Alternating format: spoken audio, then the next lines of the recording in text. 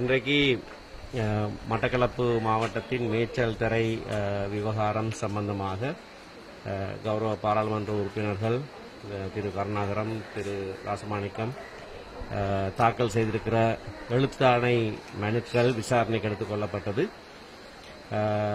அந்த விசாரணையின் போது பிரதிவாதிகள் சார்பிலே ஆஜரான அரசு தரப்பு சட்டத்தரணி இந்த இடத்திலே 617 விவசாயிகளுக்கு தற்காலிகமாக பயிர் செய்வதற்கு உரிமை வழங்கப்பட்டிருக்கிறது என்பதை ஒத்துக்கொண்டார்.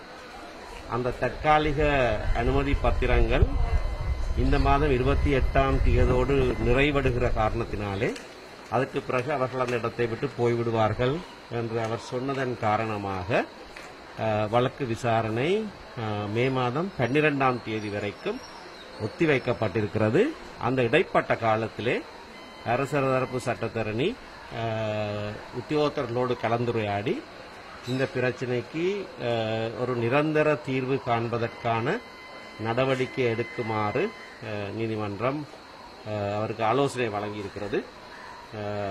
அந்த தற்காலிக அனுமதி பத்திரங்கள் 28ஆம் தேதியோடு நிறைவடைகிற போது அங்கே சோளம் பயிர் செய்கிறவர்கள் அந்த இடத்தை விட்டு அகன்று போனால் இந்த வழக்குக்கான காரணம் இல்லாமல் போய்விடும். என்றாலும் நீண்ட காலமாக ஒவ்வொரு வருடமும் ஏற்படுகிற இந்த பிரச்சினை சம்பந்தமான ஒரு நிரந்தர தீர்வுக்காக நீதிமன்றத்திலே நாங்கள்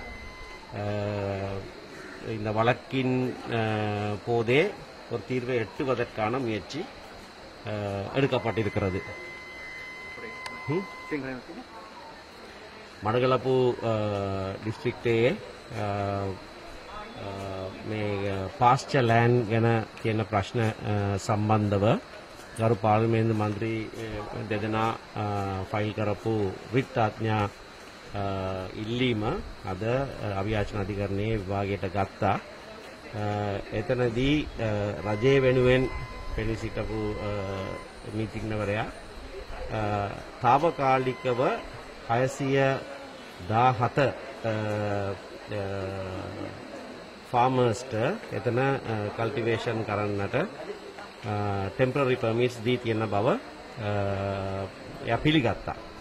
එනමුත් ඒ ටෙම්පරරි පර්මිට්ස් මේ මාසේ 28 වෙනිදා එක්ක ඒක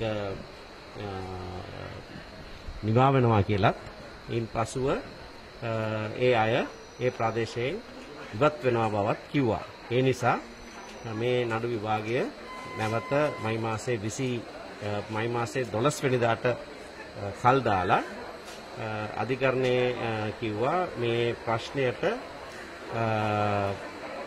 විසඳීමක් හොයන්න නම් මේ తాවකාලික විසඳීමක් නෙවෙයි පර්මනන්ට් සොලියුෂන් එකක් හොයන්නට උත්සාහ කරන්න කියලා ඒ අතරතුරදී ඒ නිසා පෙබ්‍රවාරි 28 වෙනිදාට පස්සේ මේ දැන් වෙලා තියෙන ප්‍රශ්නය නිවා වෙනවාද කියලා අපි බලලා ඉන් පසුව අපි අනිත් ක්‍රියාමාර්ගය ගන්න පුළුවන්.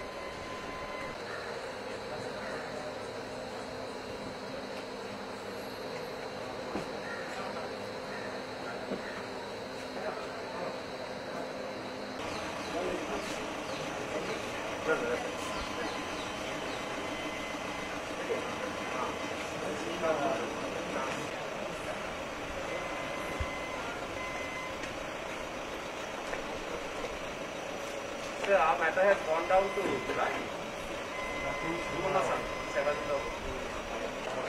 Vinod.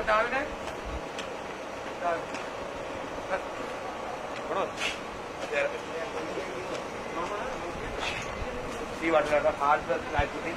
We'll see.